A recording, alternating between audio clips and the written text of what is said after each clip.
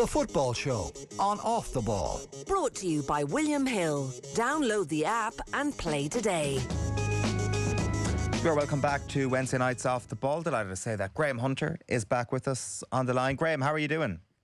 I'm glad to be talking to you again after a long time. Miss you in my life. Yeah, I miss you too. How was your summer?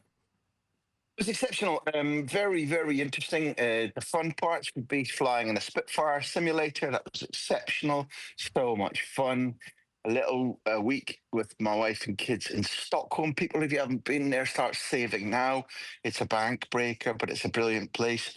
And the most demanding, the most testing month of my entire working life, which has been long on, which was TV production for a month in the Gold Cup in the States. I tried to be non-hypocritical, so I wanted nothing to do with the FIFA Club World Cup. I was offered the opportunity to go and TV produce for the tournament that contains the United States, Canada, Mexico, plus, I don't know, Guatemala, who were impactful in my life, and Curacao, and White York's Trinidad and Tobago, Dick Advocaat's Curacao. There's Jesse Marsh's Canada, Mauricio Pochettino's United States. Very, very interesting experience. Working in several cities across the States that I've never even been to before. Extremely mentally and physically demanding, but I came out of it feeling absolutely like a titan. You know, having smashed the problems. Nietzsche's idea, but smash every problem. What doesn't kill you makes you stronger. Definitely applies to my month at the Gold Cup. I enjoyed it a lot. Not to fast forward too much here, but does it give you a sense of appetite for next summer back in the United States and Mexico and Canada? Because that could be the culmination of this year's season. And it does, but I'm guessing that because of the way that the Irish diaspora works, there's a vast majority of people watching your show tonight who know the States better than I do. I was at for 3 weeks as a football tourist. The last United States World Cup, enjoyed myself fine. Stayed with a friend from Clontarf up in Connecticut, and even then, I would have wanted to be at a future United States World Cup. I've been pretty pungent and open amongst people I know and on social media about what I think of the state of America's democracy and the way that it's being run socially and politically. So I went over there with a good trace of, fear's not the right word, but anticipatory angst, thinking I'm going to see and hear things that disgust me. And instead, the country that I worked across was extremely Hispanic, which I liked. Everywhere I went, doesn't matter what city, I was hearing as much Spanish as I was English. I never raised politics because the work was so intense, so busy. You weren't sitting around having a glass at the end of the day and starting a chat. But anybody who raised politics with me, I cried. And people of various different ages, creeds, original national family trees, cried Trump and his activities. I saw one incident I didn't particularly like about the way that some cops treated and spoke to a bunch of Guatemalan fans, but nothing came of it. And none of that changes the reality of what's going on over there. But by contrast, it allowed me to marvel at the extreme differences in how people think, speak, act, how daily life is constructed in the States compared to, where I've lived and worked most, which is in increasing order Scotland and then England, and now longest of my life in Spain. So it was a Pandora's box. It was fascinating. I cannot help liking a lot about US culture, mentality, but it was as odd as an experience as I expected it to be. I state again, I'm certain that you and the majority of your viewers and listeners know the States better than I did. But when the World Cup is run and organised there, I want a piece of it because, I haven't failed to work at a World Cup since 2002 when I was working inside an editorial office, and therefore I was deploying people rather than going there myself. My first World Cup was 82. That was as a fan. Maybe one of the ones I enjoyed most was 98. I've lost track of it. This maybe would be my ninth, 10th World Cup. I don't know. So I want a piece of it. Oh, and you're quite right. And we don't have time in it. I know you weren't really meaning to catalyze this rambling monologue, but it's just such a mad, mixed, variable, interesting, astonishing continent. Absolutely astonishing place. Yeah, it is an addicting country. I think it's fair to say, the Good United expression. States of America. So we've got the Premier League and we've got La Liga kicking off this weekend, same weekend. Top line on La Liga, if we focus on Barcelona first of all, Graeme, is that defending your title in this league is a bloody tough thing to do. Not too many teams do it. So this automatic assumption out there at the end of last season that, right, okay, the only way is up for Barcelona. Hold your horses a small bit, I would venture. Your stats are good. I mean, although Barcelona have done it repeatedly since 1990, the only other club that's won back-to-back leagues since 1990 is Real Madrid, and I think they've only done it once. Real Madrid have only won back-to-back league titles once since 1990. So people do talk about hegemony, but by that they don't mean that it's a one-party state. It's just three-party state in that between Barcelona, Atleti, and Real Madrid, you should be able to pick the winner. I'm going to argue with you because we're taught to stick our chins out. It'd be much safer if we wanted to start predicting league titles in March or something like that, but that's apparently not allowed. I think Barcelona probably repeat because I see weaknesses, which they're Achilles heels, which they're carrying over from last season. But at the moment, no new ones. They're going to be clearer as a unit, and I mean by that squad, on Flick's outrageous tactics. They'll be better able to apply them in general. They, compared to Atleti and Real Madrid, had a proper summer's rest. I think that counts in the modern game. In the long course, it might not count in, say, the Champions League. The Champions League, where you have a victor in Paris Saint-Germain, who after 5 games in the league stage last season, where Luis Enrique told me very recently, we were out. We were nearly out. It was impossible to predict from that point onwards that we would win it, and yet they did. So in the long course of La Liga, I think that the fact that Barcelona come into this mentally and physically rested and with much longer pre-season doesn't simply help the start.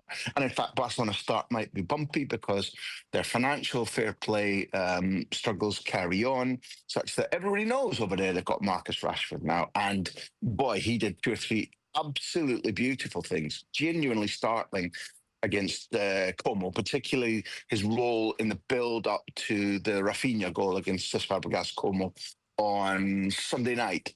They've got Joan Garcia, very, very talented young goalkeeper that they spent minimal resources on taking from Espanyol. They've got a kid called Rooney Bargi, who they brought over from Scandinavian football, who looks like he's going to have to fight for minutes on he's left-footed, playing on the right, coming in. And they've renewed Chesney's contract, meaning that those 3 signings, and Chesney plus Gerard Martin, if people remember him, all 5 of them, because 2 of them are having a new contract, and the 3 because they're completely new, aren't yet registered with La Liga. So they've got these new resources. Marc-Andre ter Stegen and the club have been in a bit of a dust-up, quite a significant dust-up, where they fell out with one another. Barca stripped the captaincy off the German goalkeeper. He then succumbed to their wishes. They gave him the captaincy back, but he's had a back injury, so he's definitely out. So Joan Garcia and Chesney not registered. Marc-Andre ter Stegen recovering from his back injury, and that'll be 3 to 4 months. Iñaki Peña, now the 4th choice, and he played last season as the initial deputy for Marc-Andre ter Stegen. He's off to Como, and they're kind of holding on to him simply to see if they can register their new players. And the Champions kick off on Saturday night in Mallorca against Mallorca. So as the sort of as the tape is lowered and everybody runs, it may not be that Barcelona stand out as automatic winners, but I think the squad resources with Casado fit again, Mark Barnal fit again, Gavi now had a pre-season under his belt following his ACL absence. I think that the phrase I'm using, and again, feel free to come back to me during the season and slap me on the chops with it on, is I think that lots of rivals domestically know how to lay a glove on Barcelona, definitely. But I haven't seen one of them yet, including what I imagine Xabi Alonso's Real Madrid to be, that knows how to cope with a flurry of counter punches that come back at them. Barcelona, I think, will have sufficient to retain the title.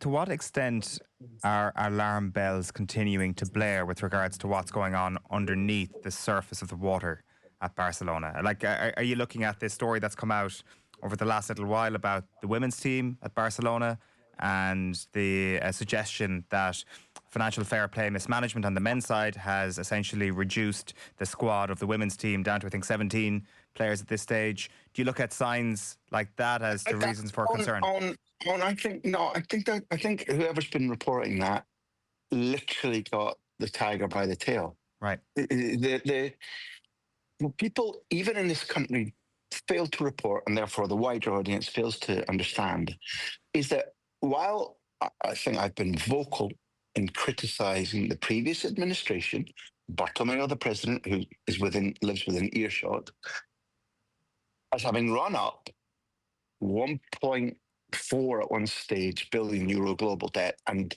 paying players, or really being craven and cowardly in terms of letting the players, the powerful players, which were at the time Alba and Messi and Busquets and Piqué, negotiate them into terrible position in terms of what they're spending on wages. This board looks like the Artful Dodger. The current board looks like the Artful Dodger because they are constantly saying, "Look, we've got 5 balls at play here when there's only actually 4." Yet they have significantly changed Barcelona's financial position. They have brought in Barcelona are, if not cash rich in the way that you might call Manchester City or Paris Saint-Germain.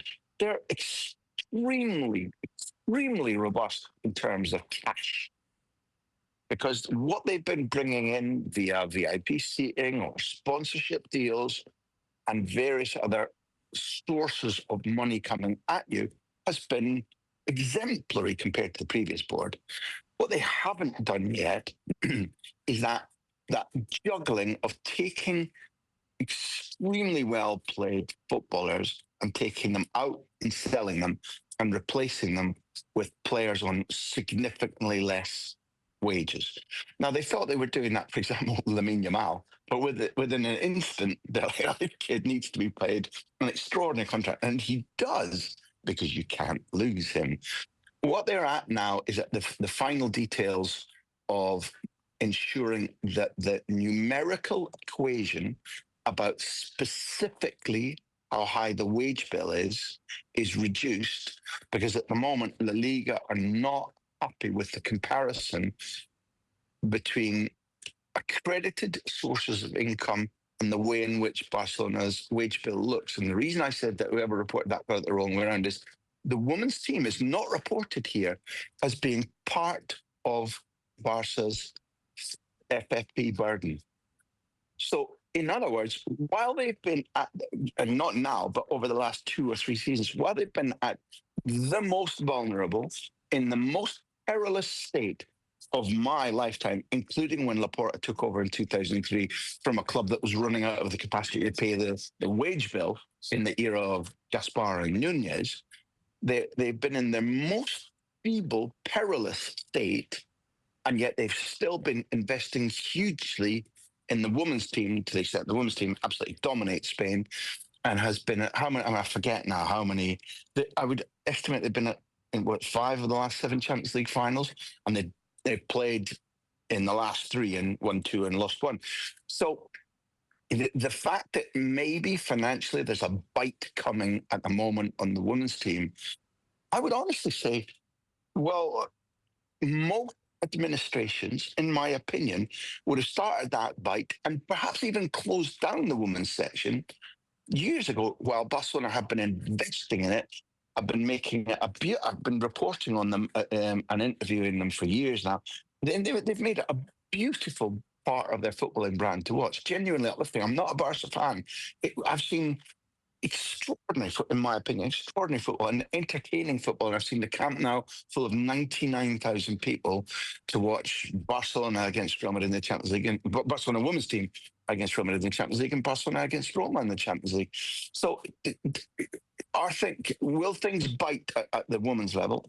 I accept that. I think so. But people don't realise that there were options all through this crisis for Barcelona to say, we're striking that system completely, we're folding it, we're saving money there. And literally, they've been able to sign 2 or 3 more footballers for the men's first team, and they didn't do it. I don't know if I've made my case on. I think that if it's not extraordinary, I think it deserves to be pointed out and praised.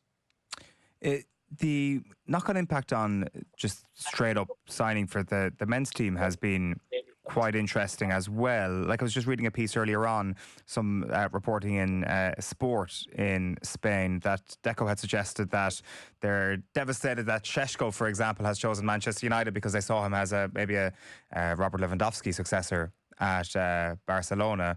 I also thought, and this was just pure gut instinct, when Alexander Isak was announcing via various sources that he wanted to leave Newcastle United, I'm thinking to myself, Real Madrid, maybe they need to sort a few things out, and Barcelona are surely going to be close to the top of the queue alongside Liverpool. I guess that's probably a bit of a two-pronged question with regards to centre-forward options that haven't gone to La Liga this summer, but is it just to do with those specific players and not really part of a trend? I haven't liked the way that the whole Deco thing has been reported about Šeško, because if anybody in a planning and financial capacity, anybody is devastated about losing a player that they might have had devastated about losing a player they might have had a plan to sign in a year's time. Yeah, that's all just wake up. I think that's club fan client journalism, in my opinion. Secondly, as far as Isak is concerned, if you look at the way in which Chelsea have tooled up, Manchester United have tooled up, Arsenal have tooled up, Manchester City over the last couple of seasons, and now Liverpool, in my opinion, that's dealing in a financial new reality where, again, in my opinion, I'd be turning the focus on how are these clubs affording that healthily compared to saying, should Barcelona or Real Madrid be competing for? So if that goes, at your estimate on, what will the fee be? 150 million. It's 150 million, which is still, in my opinion, a sum that deserves capital letters. Last time Barcelona spent something close to that, last couple of times Barcelona spent something close to that, it went disastrously wrong. And one of the things, and again, I'm not sure if I've been successful in explaining it properly, is both Real Madrid and Barcelona, if they chose to, could spend that capital sum. But La Liga's financial fair play mechanism would be extremely prohibitive, that they would then be able to pay the player, whoever it is, let's fix on Isak, the salary that is now automatically tagged to being a footballer worth 150 million euros, 150 million quid. It's quid if it's between two English clubs, and therefore, what is it, 170-ish in euros.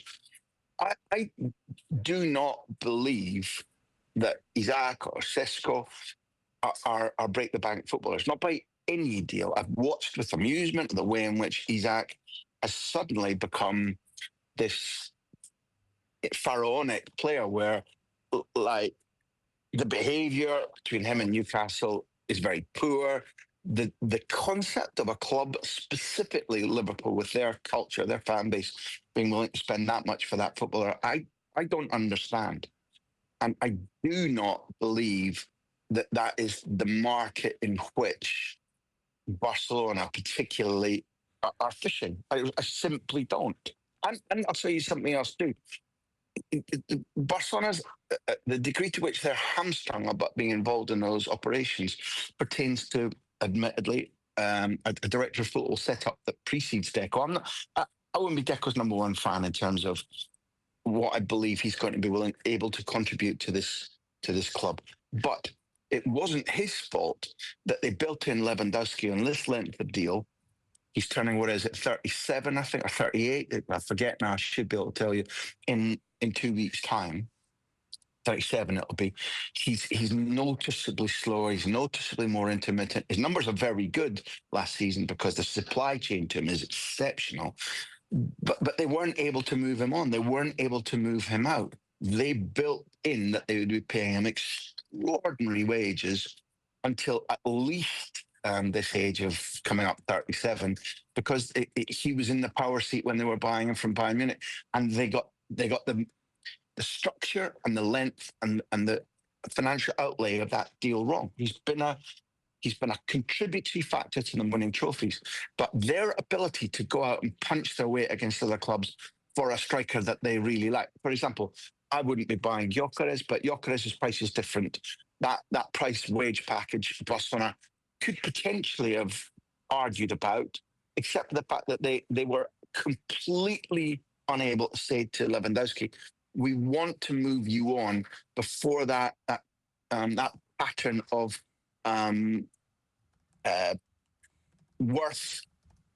declining worth reaches its peak and starts to go down. They've left themselves without that capacity. So I didn't expect, even if you'd asked me in Easter time, Barcelona to be competitive for Isaac if he was going to be on the move. Pardon the very sort of basic, blunt question there, but that's very interesting on the Isaac thing. But by the way, you're making me now think that this is not a done deal at all, because how these stories have tended to go is that the club will come up with the bigger fee eventually, that Liverpool will be like, all right, fair enough, 150 mil, there you go. But after what you've said there, I'm now starting to think maybe this isn't going to reach the conclusion that we all expect in that manner. But given what you said about Šeško, Gyökeres, Isaac, if you want to throw potentially even someone like a Florian Wirtz in here, again, basic question, but who do you think has won the face-off with regards to these mega money signings in a Premier League context this summer? Well, the Premier League. If you want an individual club, I'll give you two anecdotes. One would be that I have it from a source that I think is unimpeachable, that is completely trustworthy, that Madrid did offer in the region of 135 million euros for Wirtz. Right. And Liverpool not only topped that, they were paying in sterling, but Wirtz chose to come to England. Now, there's often very friendly coverage for both Real Madrid and Barcelona in their corners of the media market here. There hasn't been any chat about that because, in my strong, strong opinion, Madrid were beaten to Wirtz. Now, in the moments I was working at the Champions League final, and I was working at an event where we were presenting a Q&A between me and Didi Hamann to an audience. And one of the audience slipped up a question and said, look, Wirtz in Liverpool, what do you think? And Didi was in rhapsodies. This was before the deal was sealed. He said, let me tell you, I think he is by a million miles the best German footballer on right now. He said his speed of thought, his speed of movement, his invention, all of those are going to revolutionize Liverpool. And then he added, and you know what Didi's like, he's sort of half Bavarian, half English by now. And he's like, and what's more, he'll take care of himself. If you try to bully this player, he said, Wirtz will give it back to you. He's tough mentally and physically. And so it hadn't been done. So there was still a bit of reputation to lose for Didi Hamann by going on about a footballer who hadn't yet joined Liverpool. And he was in paroxysms of joy at the idea about this footballer that I would attest Madrid tried their hearts out for and failed to get. Okay, that's very interesting. It's huge excitement, and like there is almost a general sense of borderline certainty, insofar as you can have certainty with regards to a new footballer in the Premier League around him. So very exciting times for Liverpool fans, especially if they've got Isaac playing in front of him. Graeme, just on that, it was something I was thinking about with regards to Xabi Alonso at Real Madrid this season. Is there potentially going to be a similar nature to how slotted in at Liverpool, where season one, there is going to be, sure, a bit of an overhaul in terms of how the team plays, in terms of Xabi Alonso's ideas on the team, but actually it'll be next summer before we see the real Xabi Alonso imprint on Real Madrid? A good question. I mean, I think Slot didn't do too. I mean, I understand the terms that you framed it. He didn't do too badly in his first season. If Xabi Alonso can mimic him by winning the title without showing the true Xabi blueprint until a season later, I guess every Madridista would sign for the Slot ticket. I have massive amounts of two things. Anticipation at having Xabi Alonso back in Spanish football. I personally think it's wonderful that he's been repatriated to this league rather than what I expected when Klopp was leaving. I have to say, I expected Liverpool to go and seal him. They couldn't. He was tied to Leverkusen. Slot's done well. Great, super. But I view it as a bonus ball that we have got Xabi Alonso back in the league where I work. Next, I have huge amounts of sympathy for him, and I'll give you an anecdote to back up what I'm trying to explain. When he took over, when Ancelotti was leaving, for quite some time, although the club and Alonso and Ancelotti were clear, there was public debate about does he take over in time for that horrendous competition with FIFA Club World Cup, and he did, and because Madrid started to get through games and qualify for the knockouts, and Garcia began to score really interesting types of goals and looked like a fantastic product in the academy. There was huge excitement around Real Madrid. If you watched them, then you understood that they were treading water a little bit physically and mentally. But in Spain, admittedly, I was in the US on the other coast at the time, but in Spain, reading the newspapers and listening to podcasts, there was massive approbation for what was happening. And then I was asked to predict what would happen with Real Madrid against Paris Saint-Germain. Paris will score 4 against the minimum. I thought it'd be 4-2, it was 4-0. It was so crystal clear, obvious what was going to happen there. And one of the leading newspaper and radio contributors is a Madridista whose relationship with Florentino Perez blows hot and cold. Went on radio to say, well, is it possible that you can lose all your built-up credit in just one game? I think it is possible. I'm sitting there going, you idiot, how did you get this job? What was patently clear was the defeat against Paris Saint-Germain was not Xabi Alonso's fault. But that's the kind of snake bit that he's working in. So instead of this being the conquering hero returning now, for some, he's got a stain on his character already because he inherited an ailing, tired, injury-hit team and took them to 40-degree temperatures against clubs for whom this was the be-all and end-all. So what I would say to you is that I've got sympathy for him because, again, for the second season in a row, yeah, listeners, viewers, I'm banging on about this again. Last summer, Madrid's most important footballers had 5 days of pre-season. This time they've had about 11 reasonable days of pre-season. That's not enough. And therefore, I think it's Xabi Alonso's misfortune that during, again, I say the long course, which is La Liga, I think that this combination of mental and physical exhaustion, brain fog, the propensity to have repetitive injuries, I hope not serious injuries, comes when players, A, are run into the ground, which with 7 trophies to play for last season, and I don't know how many games they ultimately played, 73 or 74, Real Madrid, that's true of Real Madrid, and also when you don't have sufficient teaching time. Slot had time to teach his pupils in the training ground, both before the season started and then during the season, to a greater degree, in my opinion, than Xabi Alonso has had or will have. Now, he's got bright footballers, not just talented footballers, and he's an extraordinary, in my opinion, as a footballer or a coach, extraordinary communicator. And therefore, I don't think this problem will exhibit itself instantly. No way. But when there are remedial things to be done, the circuit DNA that, for example, Flick had time to din into the majority of his players last summer before they went on to win the title, That's not been available to Xabi Alonso. And therefore, good luck to him. They have a coach and a squad which could win the title, definitely. But will they? No, I think that during the season, you and I will be talking about, well, look, they suddenly, the tank looks a little bit empty. How did they lose that game? Where was the last 10-minute remontada for which Real Madrid are famous for? They haven't got Bellingham at the moment. He's out with his shoulder recuperation until late October. Maybe he comes back, and because it's a shortened season, he has a dynamic, brilliant season. And the final point I'll make is, how does even a clever coach like Xabi Alonso, whose work ethic was unimpeachable, how does he get Vinicius and Mbappe to press? With Kylian, you don't.